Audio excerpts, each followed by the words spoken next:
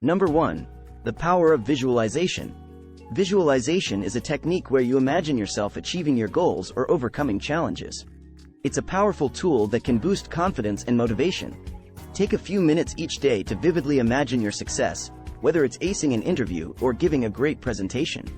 This can help reduce anxiety and increase your chances of success. Number 2. The 2-minute rule for procrastination. Procrastination often occurs when a task feels overwhelming. The 2-minute rule suggests that if a task takes less than 2 minutes to complete, do it immediately. When faced with a small task like replying to an email or tidying up a room, tackle it right away. You'll be surprised how this simple act can improve your productivity and reduce stress. Number 3. The Benjamin Franklin effect. This psychological phenomenon suggests that doing a favor for someone can make you like them more. It's named after Benjamin Franklin, who discovered it. If you want to build rapport or improve a relationship, ask the person for a small favor. This can create a sense of connection and goodwill between you.